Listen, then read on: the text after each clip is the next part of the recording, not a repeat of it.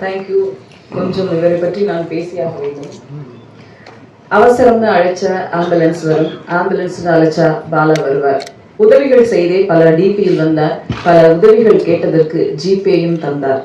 சின்ன திரையில் நல்ல பையன், இன்று ஊரே வியக்கும் செல்ல பையன். பலரும் நடிக்க வந்த பின் பேசப்பட்டனர். இவர் நடிக்க வருவதற்கு முன்பே பேசப்பட்டவர். துயரம் வந்தவர்களின் பக்கத்தில் நிற்கும் போது 1,00,000 கண்கள் கலங்குகின்றன, 1 கோடி நெஞ்சங்கள் வாழ்த்துகின்றன. நிஜத்தில் நடிக்க தெரியாத பாலா திரையில் மாபெரும் நடிகனாக வலம் வருவார். எதிர்பாராததை எதிர்பாருங்கள். அழைக்கிறோம் கதையின் நாயகனாக அறிமுகமாக காந்தி கண்ணாடி பாலா அவர்களை.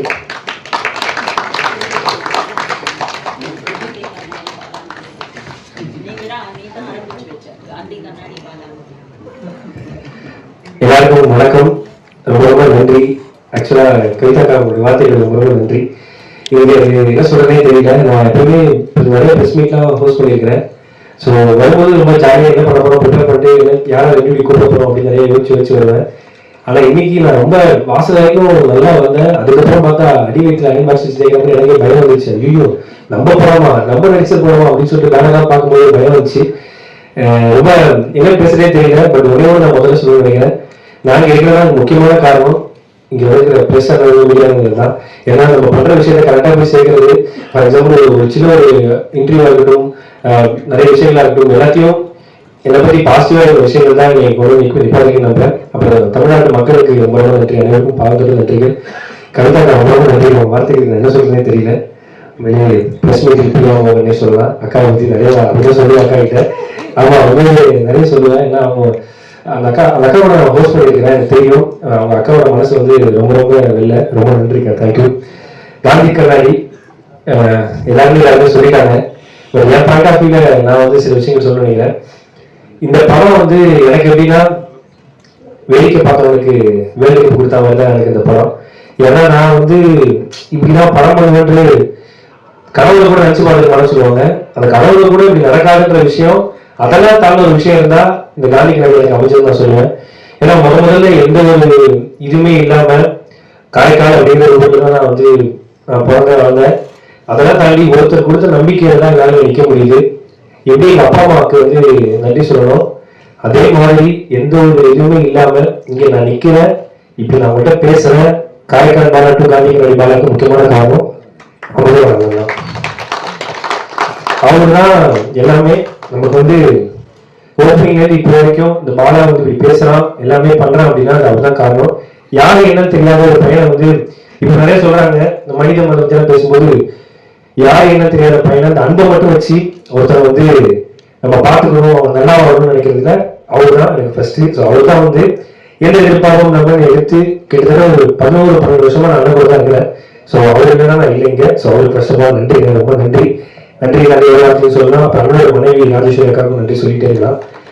அதெல்லாம் தாண்டி அப்புறம் கலக்க முடியாத பண்ணோம். ஸோ கொஞ்சம் கொஞ்சமா வந்தோம். அதெல்லாம் தாண்டி நிறைய ரிஜெக்ஷன்ஸ்லாம் வந்து எல்லாருமே வரதான். அப்புறம் விஜய் டிவி போனதுக்கு அப்புறம் நிறைய படங்கள் நான் நடிச்சிருக்கிறேன்.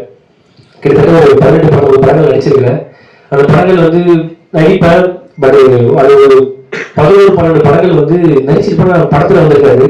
அப்போ எவ்வளவு கேள்வி இருக்கும், என்ன நம்ம இது ஐயோ ஏன்னா நடிக்கிறோம் என்ன. அப்போ வந்து இல்லப்பா ஒரு காமெடி ஆர்டிஸ்ட் கொஞ்சம் ஃபேஸ் வாலியா இருக்காங்க, அவங்க வந்து போஸ்ட் வச்சுக்கலாம், ஸோ அது கொஞ்சம் எழுத்து தூக்கிடுறாங்க அப்படிங்கிற மாதிரி சொல்லுவாங்க. அவங்க கூட கரெக்ட் தான், அவங்களும் தப்பு சொல்ல மாட்டேன். ஸோ அப்போ நிறைய யோசிப்பேன். டைட்டில் கார்டு நம்ம பேர் இருக்கோம், படத்தில் நம்ம இருக்க மாட்டோம் அப்படின்னு சொல்லி நிறைய யோசிச்சிருக்கேன், நிறைய ஃபீல் பண்ணியிருக்கேன். அப்போ வந்து ரொம்ப யோசிப்பேன். அப்போ நானும் சரி சொல்லணும் ஒரு படம் வந்து ஒர்க் பண்ணோம். அவர் வந்து அந்த படத்தை கூட ரைட்டராக இருந்தார், நான் வந்து ஒரு சைடாரிஸ்டாக இருந்தேன். அப்போ வந்து நிறைய நான் பேசுவோம். அப்போ வந்து நடனம்லாம் பண்ணல, ஒரு 7-8 வருஷத்துக்கு முன்னாடி நினைக்கிறேன். அப்போ பேசும்போது என்னடா பண்றேன் அப்படிங்கிற விஜய் ஷூட்டிங் முடிச்சுட்டு வந்தேன், அதை நான் அப்படியே அப்படியே பேசிட்டு இருப்போம். பேசிட்டு இருக்கும்போது ஒரு நாள் நைட்டு நான் பைக்ல தான் வருவேன். நீங்க மழை வந்துச்சு சொல்லி பைக்ல வரல, கேப்ல வந்தேன் ஷூட்டிங்கு. கேப்ல வந்துட்டு போகும்போது கேப் வரல, போட்டா வரல. எங்கன்னா கிண்டியால விட்டுறேன், நான் இங்கிருந்து போயிருக்கேன் கேப் போட்டு அப்படின்னு சொல்லும்போது கிண்டியால வந்து லீவ் வசதி பிளாட்ஃபார்ம்ல உட்காந்து டீ குடிச்சுட்டு பேசிட்டு இருந்தோம். அப்புறம் எல்லாம் மரத்துல உட்காந்து பேசிட்டு இருக்கோம். பேசுறது என்ன பண்ண அடுத்து தெரியல, விஜய் டிவில தான் பண்ணிட்டு இருக்கேன். ஸோ சினிமா என்ன பண்ண போறேன், எங்க சைடாரிஸ்டி கோவ மாட்டாங்க என்ன அப்படின்னு சொல்லும்போது அவர் சொன்னாரு, அதான் நானும் கதை எழுதிட்டு இருக்கேன். சரி நீ டேரக்ட் பண்ண ஒரு காமெடி கேரக்டர் தெரியா அப்படின்னு சொல்லி நான் அவர்கிட்ட கேட்க ஆரம்பிச்சேன். ஆமா அப்படியே கேட்டேன் அவர்கிட்ட சீரியஸா, டேரக்டர் பண்ண ஒரு காமெடி ரோல் தெரியா, ஒரு 5 சீன் 6 சீன் ஹீரோ போய் டிராவல் ஆன மாதிரி சூப்பரான ஒரு சீனு, அவர் ஹீரோ கிட்ட லவ் சேர்த்து வைக்க இந்த மாதிரி ஏதாவது இருந்தால் சொல்லுங்க, நான் கண்டிப்பா என்ன கொஞ்சம் ரெஃபர் பண்ணுவேன்னு சொன்னேன். சரிதான் சொன்னாரு. ஸோ அதுக்கப்புறம் நானும் எனக்கு தெரிஞ்ச ப்ரொடியூசர்லாம் சும்மா பாப்பாங்க பேசுவாங்க அவங்களுக்குலாம் சொன்னாங்க இப்போ கதை சொல்லுங்க அப்படின்னு சொல்லிட்டு அவரும் ஒரு ப்ரொடக்ஷன்ல போயிட்டு கமிட் ஆகி கதைலாம் சொன்னாரு. சொல்லும்போது அந்த ஹீரோ ஃப்ரெண்டு கேரக்டர் வந்து என்னை புஷ் பண்ணி பேசும்போது ஓகேட்டாங்க. பட் அங்க ப்ரொடக்ஷன்ல இருக்க சில வந்து என்ன சொன்னாங்க அவங்க கேட்க தப்பு சொல்ல மாட்டேன், கொஞ்சம் இப்படி இந்த பையனா இவன் இப்படி இருக்கான், இவன் இப்படி ஹீரோ ஃப்ரெண்டா கொஞ்சம் ஃபேஸ் வேலையா போகலாமே அப்படின்ற மாதிரி சொன்னாங்க. அதான் இது நரமா இருக்கா இந்த பையன் இப்படி ஹீரோ கொஞ்சம் அழகா இருக்கு, கூட கொஞ்சம் அழகாகவும் போவாங்க, கொஞ்சம் ஃபேஸ் வேலை நாட்கள் போகலான்னு சொல்லுவேன். அந்த வாய்ப்பு எனக்கு போயிடுச்சு. ஸோ அப்போ வந்து அவருக்கும் அந்த படம் நடக்காம அடுத்துதான் ரணம் நடந்துச்சு. அதெல்லாம் தாண்டி ரணம்லாம் பண்ணதுக்கு அப்புறம் ஒரு நாள் இல்லைங்க அதே மாதிரி தான் எனக்கு ஃபோன் பண்ணாரு. ஃபோன் பண்ணுறது போது இந்த மாதிரி ஒரு ப்ளஸ் 2 ஃபீஸ் கட்டணும்னு சொல்லிட்டு பேச ஆரம்பிச்சோம். பேச ஆரம்பிக்கும் போது தான் ரணம் பார்த்தேன், ரொம்ப சூப்பராக இருந்துச்சு, செம்மையா நீ என்ன பண்றேன் அப்படின்னு. இல்லைன்னா நான் அப்படியே ஷோஸ் அப்படிதான் பண்ணிருக்கேன் அப்படின்னு சொன்னேன். படம் பண்றேன் இல்லைன்னா எங்கண்ணே அப்படி சும்மா பண்ணணும்னு ஆசை தான், யாரும் வாய்ப்பு கொடுப்பா அப்படின்னு சொல்லி சொல்லும்போது அப்படியா சரி நான் ஒரு கதை சொல்லுவா அப்படின்னாரு. என்ன கேரக்டர் அப்படின்னு கேட்டேன். என்ன கேரக்டரா? இல்லடா இது ஹீரோவா பண்ணாண்டா. ஹீரோவா நீங்களே ஹீரோ வச்சு படம் பண்ணுவாங்க நான் ஃபர்ஸ்ட் கேட்டேன். ஆல்ரெடி படம் பண்ணி சூப்பராக சக்சஸ்ஃபுல்லாக படம் போயிடுச்சு. ஸோ அதுக்கப்புறம் என்ன வச்சு எப்படி படம் பண்ணுவாங்க கேட்டேன். இல்லை நான் சொல்றவா அப்படின்னா நான் அப்புறம் யோசிச்சுக்கிட்டே இருந்தேன். கட் பண்ணா ஒரு ஷோல வந்து லாரன்சன் அவருக்கு என்ன ஆசை அப்படின்னு சொல்லி கேட்டாரு. இன்னும் ஷெரீஃபன் அப்படின்னு சொல்லியிருக்கேன், அப்படி லாரன்சன் அப்படி கேட்கறா அப்படின்னு சரி சொல்லி விடுவோம் அந்த ஆசை, எனக்கு ஹீரோவான ஆசை அப்படின்னு நான் சொல்லிட்டேன். ஹீரோவான ஆசையா ஆனா எனக்கு நடக்கு நம்ம மூஞ்சிக்கலாம் வேற எப்படி பார்த்துட்டோம் எப்படி நடக்குமா நடக்காத யோசனை ரொம்ப எனக்குள்ள இன்ஃபீரியாரிட்டி காம்ப்ளெக்ஸ் ரொம்ப அதிகம் எனக்கு. அப்போ வந்து லாரன்சன் நான் ஹீரோ ஆக்குறேன்னா நீ ஏன்னா ஹீரோ அப்படின்னு நானா ஹீரோ ஹீரோ ஆகுறது அப்படின்னு சொல்லி அதான் சொன்னாரு. ஸோ அந்த வார்த்தை வந்து எவ்வளவு எப்படி சொல்லுவாங்கன்னு எனக்கு தெரியல. அந்த சொன்ன வார்த்தை அவர் கேமரா பார்த்து சொன்னாரு. என்னுடைய ஃப்ரெண்ட்ஸ் நிறைய பேர் இருக்காங்க, இதை பார்த்துட்டு இருக்கவங்க யாராவது பாலா ஹீரோ வச்சு படம்னு நினைச்சீங்கன்னா நீங்க வாங்க, தம்பியை வந்து ஹீரோ நான் பார்க்கணும் அப்படின்னு சொல்லி சொன்னாங்க. பட் சொன்னதோட விஷயம் சொன்னாரு, ஹீரோ ஆகுனா ஒரு முக்கியமான விஷயங்கள்லாம் இருக்குடா, நீ வந்து டிரான்ஸ்ஃபார்ம் ஆகணும், நிறைய இதாகணும். அப்போ ஒரு விஷயம் சொன்னாரு. நான் ஏன் ஹீரோன்னு சொன்ன ஓகே பண்ணது ஓகேன்னு சொன்ன தெரியுமா, உங்களுக்கு அதெல்லாம் தாண்டி அவர் சொன்னாரு நீ நல்லா இருந்தனா ஒரு மாதிரி ஒரு 35-40 குடும்பம் நல்லா இருக்கும்னு சொல்லி அந்த மேடையில சொன்னாரு. ஸோ அதுக்கப்புறம் எனக்கு ரொம்ப கான்சியஸ் ஆகி நான் ரொம்ப ஓகே நம்ம ரெண்டு ஒருத்தர் சொல்லிட்டாரு நான் ஹார்ட் பண்ண ஆரம்பிச்சேன், ஒர்க் அவுட் நான் பண்ண ஆரம்பிச்சேன், பேசும்போது ஜாலியாக பண்ணிட்டு இருந்தேன். அப்போ வந்து ஷெரீஃபான் திடீர்னு ஒரு நாள் கால் பண்ணி இல்லடா உன்னை வச்சு ஒரு ப்ரொடியூசர் பண்றேன்னு சொல்லிட்டு வந்திருக்காரா அப்படின்னு சொல்லி என்ன வச்சா என்ன சொல்றேன் அப்படின்னு. ஆமா தூக்கிட்டு வாங்க செல்லத்தை அப்படின்ற மாதிரி தான் நான் வரேன் ஓகே பண்றேன். எனக்கு அவருக்கு ஓகேவான்னு கேள்வி, எனக்குலாம் ரெடியில அவருக்கு ஓகேவான்னு கேள்வி டெய்லி அவனை வச்சு பண்றதா சொன்னாரு. கதை சொன்னேன் பாலா கேட்கறீங்கன்னாரு கேளுங்க அதான் உன்னை வச்சு பண்றதுக்காக அவர் ரொம்ப ஆர்வமா இருக்காங்க. எனக்கு ரொம்ப ஹாப்பி. போய் பார்த்தேன் எதுவுமே இல்லை, இது வரைக்கும் ரிஜெக்ஷன் மட்டுமே சந்திச்ச ஒரு நடிகனுக்கு முதல் முறையா தானாவே வந்த ஒரு ப்ரொடியூசர் தான் ஜெய்கரன் சார் தான். ஸோ அவர் வந்து நான் என்னைக்குமே ஜெய்கரன் ப்ரோ தான் சொல்லுவேன். ஏன்னா இப்ப நம்ம எங்க அப்பா அம்மாவா இருக்கட்டும் தெரிஞ்சவங்களா இருக்கட்டும் அவங்களாலே ஒரு 5 லட்சம் மேலே பரட்டி கொடுக்க முடியாது. காரணம் எங்க ஃபேமிலி அந்த மாதிரி சுத்தி வட்டார அந்த மாதிரி நமக்கு கிரௌண்டான ஃபேமிலி தான். பட் அந்த டைம்லயும் நம்ம வந்து கோடிக்கணக்கில் காசு போடுறாங்க அப்படின்னா அவங்களுக்கு எவ்வளவு நன்றி சொன்னாலும் பத்தாது. ரொம்ப நன்றி bro, thank you so much bro, thanks எல்லாம். ஏன்னா எந்த எதிர்பார்ப்புமே இல்லாமல் சில பேர் வருவாங்க, அதுல முதல் வந்து ஜெயிக்கணும் தான். ஸோ அதுக்கப்புறம் நானும் சரி பண்ணோம், நிறைய பேசுவோம் எல்லாம் பண்ணுவோம். ஆனால் கதை கேட்டு முடிச்சோன்னா என்ன இந்த காந்திங்கிற கேரக்டர் வந்து சூப்பராக இருக்குண்ணே அப்படின்னு சொல்லுவாங்க. ஆமாண்ணா செம்மையா இருக்கு. ஆக்சுவலாக ஃபர்ஸ்ட் நரேஷன் கேட்கும்போது அந்த காந்திங்கிற கேரக்டர் ரொம்ப பவர்ஃபுல்லாக இருந்துச்சு, சூப்பராக இருந்துச்சு. அது யார் படம் பேசணும் நான் சொன்னேன் பாலசேத்தி சார் கேளுங்க. ஆனால் அவர் இந்த மாதிரி நம்ம நான் ஹீரோ நினைக்கிறீங்களா படத்தை எப்படி பண்ணுவேன், கதை நல்லா இருக்கு கேளுங்க. ஸோ ரொம்ப வந்தாங்க படமே ரொம்ப பெருசாக இருந்தேன் அப்படின்னு சொல்லி சொன்னேன். சரின்னு சொல்லிட்டு போய் கதை சொன்னாங்க. கேமராமேன் பாலாஜிக்கும் சரி போய் கதை சொன்னாங்க. அந்த கதையை கேட்டுட்டு சார் வந்து நான் பண்றேன் யாரு ஹீரோ கேட்டேன்னா ஆஹா அடுத்து வைக்கிறாங்களே ஹீரோ கேட்டா என் பேச பண்ண மாட்டாங்களே அப்படின்னு யோசிச்சேன். பட் பாலா அப்படின்னோட டபுள் ஓகே கதை சூப்பரா இருக்கு பாலா சொன்னே. ஏன்னா சார்லாம் ஒரு மிகப்பெரிய லெஜெண்ட், அவங்க பார்க்காத உயரில் அவங்க டைரக்ட் பண்ணாத படங்கள் கிடையாது, ஒர்க் பண்ணாத படங்கள் கிடையாது. அப்படி எந்த ஒரு டாக்குமெண்ட்டுமே இல்லாம ஒரு சின்ன பையனுக்கு நீங்க வெளியே வேலை செஞ்சிருக்கீங்க சார், ரொம்ப ரொம்ப நன்றி சார், தேங்க்யூ சார். நீங்க பண்ண முடியாது நான் இன்னைக்கும் மறக்க மாட்டேன் சார். ஏன்னா இந்த கேரக்டர் வந்து பெரிய கேரக்டர். ஸோ நான் ஹீரோ தான், அவர் தான் அந்த படத்தோட ஹீரோ. என்னையும் ஆளா மதிச்சு வந்து ரொம்ப நன்றி சார், தேங்க்யூ. அதெல்லாம் தாண்டி அந்த கண்ணம்மா கேரக்டர் ரொம்ப காந்தி கண்ணம்மா தான் அந்த படத்துடைய மெயின் கரு. அந்த கண்ணம்மா கேரக்டர் யார் பண்றான்னு கேட்கும்போது அர்ச்சனாமாவா அவங்கதான் என் படத்துல பண்ணுவாங்க அப்படின்னு சீரியஸா நான் ஃபர்ஸ்ட் கேட்டேன். அந்த கதையை கேட்டவுடனே அர்ச்சனாமா வந்து இந்த கதையை ஓகே பண்ணதுக்கு ரொம்ப ரொம்ப நன்றி அர்ச்சனாமா, ரொம்ப நன்றி. நான் உங்க படங்கள்லாம் நிறைய பார்த்துருக்கேன், என்ன சொல்றதே தெரியல. இந்த 2 விஜய் சொல்லும் நான் எவ்வளவு நன்றி சொல்லி சொன்னாலும் பத்தாது. சீரியஸா இருந்தா உண்மை, நீங்க சொன்ன வார்த்தைக்கு ரொம்ப நன்றி. 2 பேரும் படம் பார்த்துட்டாங்க, படம் பார்த்துட்டு நீங்க சொன்ன வார்த்தைக்கு ரொம்ப நன்றி. நான் ஏதாவது சான்ஸ் இல்லைங்க, நீங்க சொன்ன கமெண்ட் வந்து நான் வெளியே போடுவேன், நான் வச்சுப்பேன். நான் ரொம்ப நன்றி, தேங்க்யூ. அதை தாண்டி இந்த படத்துக்கு ஹீரோயின் வேணும் அப்படின்னு சொல்லும்போது ஹீரோயின் செலெக்ஷன் எப்படின்னா, எல்லாருமே கதை வந்து கேட்பாங்க. நான் ஹாலில் வெயிட் பண்ணுவேன், ஆஃபீஸில் வந்து ரூமில் கதை கேட்பாங்க. டேரக்டர் வந்து கதை சொல்லுவார், சொல்லி முடிச்சா கதை சூப்பராக இருக்குது, அதான் டேரக்டர் அப்படி படம் பண்ணியிருக்காரு, ப்ரொடக்ஷன் எல்லாம் ஃபிக்ஸ் ஆகி ஆஃபீஸ் போட்டோன்னா வருவாங்க, வந்து கதைலாம் கேட்டுருவாங்க. கேட்டோட கதை ரொம்ப சூப்பராக இருக்குது, செமையாக இருக்குது, யார் பேரா பண்ணுறா அப்படின்னா பாலா அப்படின்னு. பாலாவா, சரி நான் சொல்றேன் அப்படின்னு அவங்களால அப்படிலாம் கிடையாது. ஸோ இப்படி வந்து ஒரு ரிஜெக்ஷனா போயிட்டே இருக்கும். கதை சூப்பரா இருக்கு, செமையா இருக்கு, யாருக்கு இது பாலா, ஐயோ அப்படிங்கிற மாதிரி ஒரு 10 பேர் செக் பண்ணாங்க, 20 பேர் 30 பேர் 40 பேர் அப்படின்னா எல்லாம் செக் பண்ணிட்டே இருப்பாங்க. நான் கதை சொல்ற ஆரம்பிக்கும் போது நான் வரமாட்டேன், சொல்லி முடிச்சதுக்கு அப்புறம் ஹாலில் வெயிட் பண்ணுவேன் என்ன சொல்றாங்க காலத்துக்கு. அப்படியே 50 பேர் ரிஜெக்ட் பண்ணிட்டாங்க, அவங்க மேல தப்பு இல்லை. ஸோ நம்மளும் அவங்க ஆள் இல்லை. கட் பண்ணா 51வது ஆள் லாஸ்டா வந்தாங்க விநாயக் மகாதேவன்ற மாதிரி லலிதா கிருஷ்ணமூர்த்தி. எந்த ஒரு எதிர்பார்ப்புமே இல்லாம கதை கேட்டதுக்கு அப்புறம் கதை பிடிச்சிருக்கு, யாருக்கு ஹீரோ கேட்பாங்க கண்டிப்பா பண்றேன் அப்படின்னு சொன்னேன். அது எனக்கு என்ன சொல்றதே தெரியல. எந்த பேக்ரவுண்டுமே இல்லாத ஒரு பையனுக்கு லுக் ஃபீலா இன்ஃபீரியாரிட்டி காம்ப்ளெக்ஸ் ஒரு பையனுக்கு இன்னைக்கு நீங்க பண்ணாத விஷயம் வந்து நான் நீங்க வழங்க மாட்டேன் லலிதா கிருஷ்ணமூர்த்தி, ரொம்ப ரொம்ப நன்றி, தேங்க்யூ. ஏன்னா இப்படி நிறைய ஸ்போர்ட்டிவா பண்ற விஷயங்கள்லாம் ரொம்ப ரொம்ப ரேரு, நீங்க எனக்காக பண்ணீங்க, தேங்க்யூ.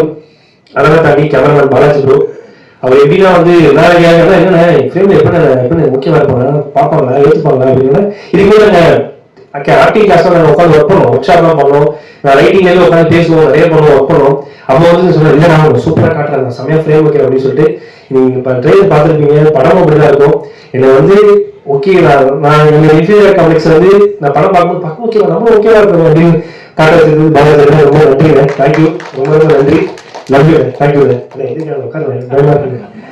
ஓகே, அடுத்து வந்து எடிட்டர் சிவனந்தீஸ்வரன் சார், அவருக்கு ஒரு மிகப்பெரிய நன்றி சொல்லணும்.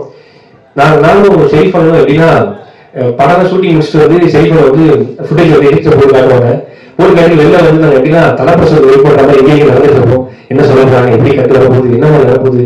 ஏன்னா சார் வந்து பெரிய லிஜன், நிறைய படங்கள் பார்த்து அதிகம் போட்டு காப்பி ரசிங்க மடப்பட்டு ராமசாமி நிறைய படங்கள் வந்து சார் ஹிட் பண்ணியிருக்காங்க, நிறைய படங்கள் போக வெயிட் இருந்திருக்காங்க. ஸோ எப்படி வந்து சொல்ல போறாங்க அப்படின்னு சொல்லும்போது, இல்லை சரி இப்படி பண்ணிக்கலாம் அப்படி பண்ணிக்கலாம்னு சொல்லிட்டு கிட்டத்தட்ட இந்த படத்துக்காக முக்கியமான மெலடிகள் வந்து சிவனந்தீஸ்வரன் சார் வந்து இந்த படத்துக்காக உழைச்சிருக்காங்க.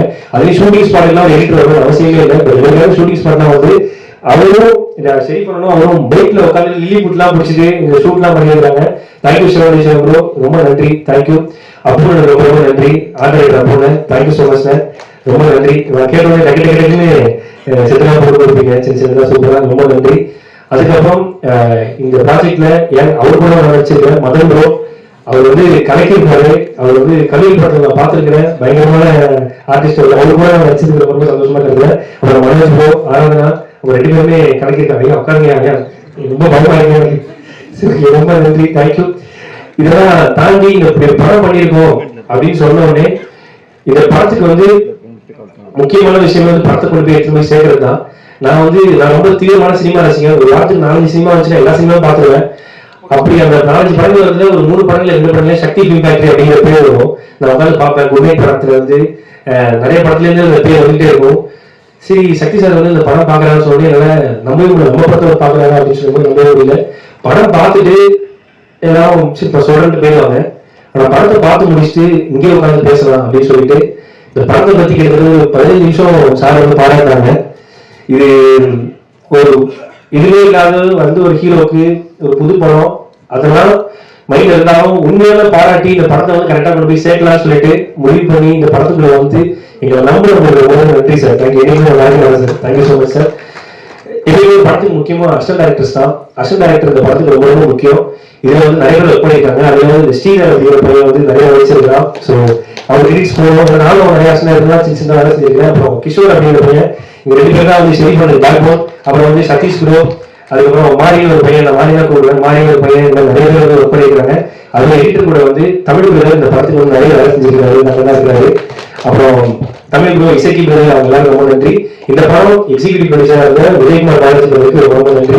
ஏன்னா அவர் வந்து பல கேரக்டரா மாறுவாரு. 12 பேர் தசவதார படத்துல கமல் சார் மாதிரி திடீர்னு பார்த்தா ப்ரொடக்ஷன் மேனேஜர், திடீர்னு பார்த்தா செட்டஸ்டா இருப்பாரு, திடீர்னு பார்த்தா 12 கேரக்டர்லாம் படத்துல பண்ணுவாங்க. ரொம்ப ரொம்ப நன்றி ப்ரோ, தேங்க்யூ.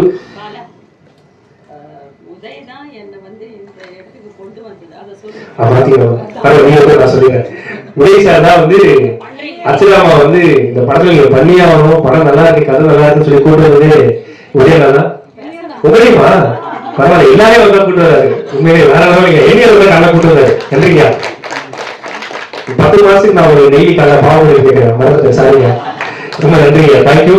அதெல்லாம் தாண்டி ரொம்ப நன்றி ரேகா மேடம், உங்களுக்கு ரொம்ப நன்றி மேடம். தேங்க்யூ. இந்த படத்தை கொண்டு போய் கரெக்டாக சேர்த்து ரொம்ப நன்றி, தேங்க்யூ. அவங்க வந்து இன்டர்வியூ நடக்கும்போது உட்காரணும் அவசியமே இல்லை, அவங்க கூடவே உட்காந்து தரையில உட்காந்து பார்த்துருந்தாங்க, தரையில உட்காந்து அவங்க வந்து எல்லாமே கம்ப்ளீட் பண்ணிருந்தாங்க. அதெல்லாம் தாண்டி இந்த படத்தை நான் வேலை செய்யறேன், அதெல்லாம் தாண்டி என் கூட இருக்க ஃப்ரெண்ட்ஸ் வந்து ஒரு 4-5 பேர் இந்த படத்துக்காக நிறைய வேலை செஞ்சிருக்காங்க. அப்படின்னு சொல்லி என் ஃப்ரெண்ட் இருக்கிறான். ஸோ அவன் ரொம்ப இந்த படத்துக்காக வேலை செஞ்சிருக்கான். அப்படியே சொன்னாலும் நீங்க பார்க்கலாம். அதுக்கப்புறம் மணிகண்டன் விஸ்வா அந்த உட்காந்துருக்காரு, நம்ம கீழே உட்காந்துட்டு ஃபீல் பண்றாரு, நல்ல சார். அப்புறம் வந்து கணக்கு வினோத், விக்கி சிவா, அப்புறம் ப்ரொடக்ஷன் டீம்ல ஒருத்தரை பத்தி நான் மெயினாக தாக்கி போனேன். சாரி, முதல்ல தப்பா எடுத்துக்காதீங்க, முதல் சாரி. அப்புறம் அபி அப்படிங்கிற வந்து இந்த படத்துக்காக நிறைய வேலையை செஞ்சிருக்காரு, இரவு பார்க்காது ரொம்ப வேலை செஞ்சிருக்காங்க. எல்லாருமே சேர்ந்து ஒரு படம் பண்ணியிருக்கிறோம், உங்ககிட்ட சமர்ப்பிக்கிறோம். அதெல்லாம் நீங்க தான் கொண்டு போய் சேர்க்கணும். ரொம்ப நன்றி. ரொம்ப எமோஷனல் பேசுறேன், சாரி, தேங்க்யூ. செப்டம்பர் 5 காந்தி கலை ரிலீஸ் ஆகுது. நீங்க எல்லாரும் குடும்பத்தோட பார்த்து சப்போர்ட் பண்ணி நம்புறேன். ரொம்ப எல்லாருமே பிடிச்ச படமா இருக்கும். எல்லாருமே இந்த படத்தை வந்து பார்த்து சப்போர்ட் பண்ணி நம்புறேன். Thank you, thank you so much. ரொம்ப நன்றி. இங்க வந்து எல்லாருக்கும் ரொம்ப நன்றி. Thank you so much.